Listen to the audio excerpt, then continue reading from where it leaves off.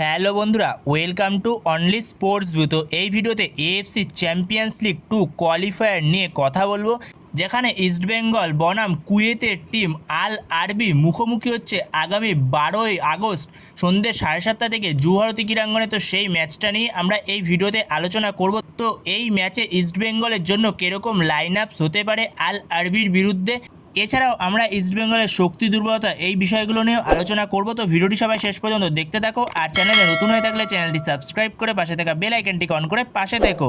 তো সেখানে আগামী 12ই আগস্ট সন্ধ্যে 7:30 থেকে জুহরতি ক্রীড়াঙ্গনে মুখোমুখি হচ্ছে ইস্টবেঙ্গল বনাম আল আরবি, যেখানে এই ম্যাচটা ইস্টবেঙ্গলের জন্য খুবই গুরুত্বপূর্ণ। তো গ্রুপ স্টেজে কোয়ালিফাই করার জন্য এই ম্যাচটা ইস্টবেঙ্গলের কাছে ডু অর ডাই ম্যাচ। তো ইস্টবেঙ্গলকে জিততেই হবে ম্যাচটা। তো এখানে ভারতের নাম উঠে আসছে, তো সেই জন্য ইস্টবেঙ্গলকে লড়াই করতে হবে।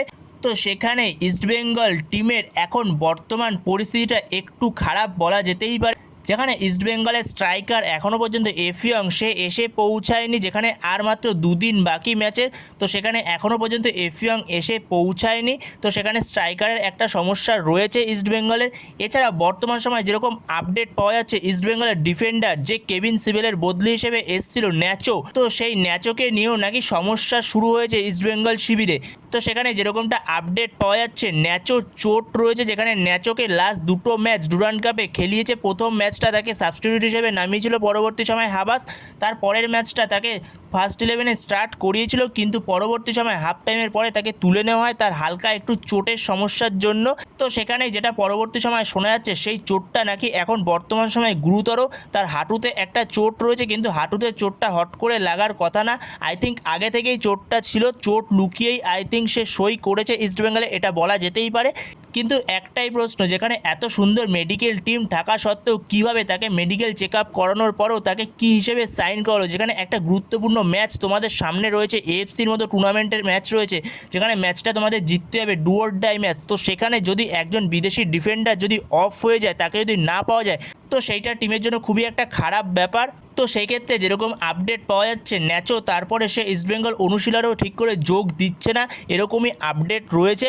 তো সেখানে আরও কিছু আপডেট পাওয়া যাচ্ছে, অ্যান্তোনিও লোপেস হাবাস ইস্টবেঙ্গলের হেড কোচ, সে চাইছে এখন কোনো নতুন ডিফেন্ডার নিয়ে আসতে, কোনো নতুন বিদেশি ডিফেন্ডার নিয়ে আসতে ন্যাচোর পরিবর্তে, কারণ ন্যাচোকে তার ঠিক ভালো লাগছে না, ন্যাচোকে সে পছন্দ করছে না। তো সেই কারণে ইস্টবেঙ্গল যে তাদের সিক্সথ ফরেনার নিয়ে আসতো, একজন বিদেশি স্ট্রাইকার, তো সেখানে তার সঙ্গে নাকি অনেক দূরই কথাবার্তা এগিয়েছিল, কিন্তু এখন যেরকম আপডেট পাওয়া যাচ্ছে, সেই প্লেয়ারের সঙ্গে কথাবার্তা থামিয়েছে যদি ন্যাচোর পরিবর্তে আরও একজন বিদেশি ডিফেন্ডার নিয়ে আসতে হয়, যেখানে ন্যাচো এমনি অনেক সময় ইনজুরিতে পড়েছে ইস্টবেঙ্গল ক্লাবে সাইন করার আগেও। তো সেক্ষেত্রে ন্যাচো ইস্টবেঙ্গলে এসছে হয়তো চোট নিয়েই। তো সেখানে ন্যাচোকে পাওয়া যাবে কিনা পরবর্তী যে এএফসির ম্যাচ রয়েছে ইস্টবেঙ্গলে, তো সেই ম্যাচে পাওয়া যাবে কিনা এ বিষয়ে এখনও পর্যন্ত সংশয় রয়েছে। তো সেখানে দেখা যাক পরবর্তী সময় আদৌ ন্যাচোকে পাওয়া যায় কিনা এই ম্যাচটাতে। যত সম্ভব ধরে রাখতে পারো এই ম্যাচে ন্যাচোকে পাওয়া যাবে না, যতটা সম্ভব অল ইন্ডিয়ান ডিফেন্স লাইন নিয়ে যেতে চলেছে হাবাস পরবর্তী ম্যাচে এএফসির ম্যাচটাতে। তো সেখানে ইস্টবেঙ্গলের জন্য সত্যি একটা দুশ্চিন্তার বিষয়, এরকম সময় এত গুরুত্বপূর্ণ ম্যাচে যদি একটা বিদেশি প্লেয়ারকে না পাওয়া যায়, যে দলের মেন ডিফেন্ডার তাকে যদি না পাওয়া যায়, তো সেটা সত্যিই খুবই একটা দুঃখজনক ব্যাপার প্রত্যেকটা ভারতীয়র জন্যই, কারণ আদারওয়াইজ তারা ভারতকে রিপ্রেজেন্ট করতে যাচ্ছে। তো সেখানে যদি ইস্টবেঙ্গলে আমরা বর্তমান সময় শক্তি দুর্বলতা নিয়ে আলোচনা করি, যেখানে ইস্টবেঙ্গল বর্তমান সময় খুব আহামরি ভালো পজিশনে নেই, যেখানে ইস্টবেঙ্গল টিম মাত্র 3টে ম্যাচ খেলেছে, ডুরান্ড কাপে 3টে ম্যাচ খেলেছে, যেখানে ডুরান্ড কাপ আর এএফসির ম্যাচের মধ্যে অনেক তফাৎ রয়েছে। তো সেই জায়গায় দাঁড়িয়ে এখনও এফিয়ং এসে পৌঁছায়নি ইস্টবেঙ্গলের স্ট্রাইকার, তার মধ্যে ন্যাচোর এরকম অবস্থা। তো সেক্ষেত্রে সব জায়গায় মিলিয়ে ইস্টবেঙ্গলের সমস্যা রয়েছে টিমে এখন বর্তমান সময়। এছাড়াও 6 ফরেনার এখনও পর্যন্ত সাইন হয়নি, তো সব মিলিয়েই একটু সমস্যা তো রয়েছে ইস্টবেঙ্গল টিমটার মধ্যে, সেখানে ডিফেন্সে বলো কিংবা অ্যাটাকে বলো, তো সব জায়গাতেই একটু সমস্যা রয়েছে। যেখানে মিডফিল্ডটা বলতে গেলে খুবই স্ট্রং ইস্টবেঙ্গলে, যেখানে মোহাম্মদ রাশিদের মতো প্লেয়ার রয়েছে, এছাড়া ড্যানি র্যামিরেসকে সাইন করেছে। সবথেকে বেস্ট সাইনিং এই মরশুমে ইস্টবেঙ্গলের এটাই ড্যানি র্যামিরেস, কারণ ড্যানি র্যামিরেস সে কী টাইপের প্লেয়ার সে এর আগের মরশুমে পাঞ্জাব এফসিতেও দেখিয়েছে।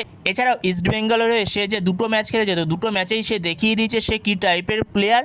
তো সেখানে ড্যানি র্যামিরেস সবথেকে বেস্ট সাইনিং ইস্টবেঙ্গলের এই মরশুমে যতগুলো বিদেশি প্লেয়ার সাইন করিয়েছে এখনও পর্যন্ত ইস্টবেঙ্গল। তো East Bengal coach Antonio Lopez Habas সে 4-3-3 ফরমেশনেই যাবে, যেখানে গোলে স্টার্ট করবে প্রভসুকান সিং গিল, অথবা প্রভসুগান সিং গিলের জায়গায় যদি হাবাস চায় তো সেক্ষেত্রে পূর্বা লাচেম্পাকে দিয়েও স্টার্ট করাতে পারে। আমি প্রভসুগান সিং গিলকে রেখেছি, এখন সেটা কোচের ওপর নির্ভর করছে হাবাস কাকে ফার্স্ট টিমে স্টার্ট করাবে।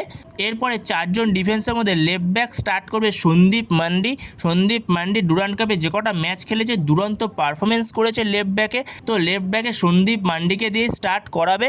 আর রাইট ব্যাকে স্টার্ট করবে হার্দিক ভাট।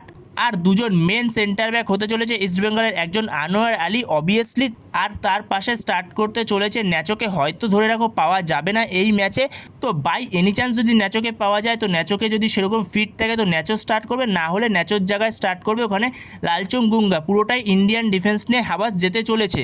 তো এরপরে মাঝমাঠে 3জন, মাঝমাঠে লেফট সাইড থেকে স্টার্ট করবে জিকসন, রাইট থেকে স্টার্ট করবে ড্যানি র্যামিরেস, আর মাঝখানে স্টার্ট করবে সেক্ষেত্রে মোহাম্মদ রাশিদ। তো এটা হতে চলেছে ইস্টবেঙ্গলের মিডফিল্ড। তো এরপরে ওপরে স্ট্রাইকিং পজিশনে দুদিকের উইং থেকে লেফট উইং থেকে স্টার্ট করবে বিপিন সিং, রাইট উইং থেকে স্টার্ট করবে সেক্ষেত্রে এডমুন্ড, আর ওপরে একজন স্ট্রাইকার হতে পারে ক্রিস ইকোনমিক্স। যতই হোক একটা কঠিন প্রতিপক্ষ, এএফসির মতো একটা গুরুত্বপূর্ণ ম্যাচ, কুয়েতের টিম বলে কথা, তো সেক্ষেত্রে ওপরে স্ট্রাইকারে স্টার্ট করাবে অবভিয়াসলি ইকোনমিক্সকে স্টার্ট করাবে ক্রিস ইকোনমিক্সকে।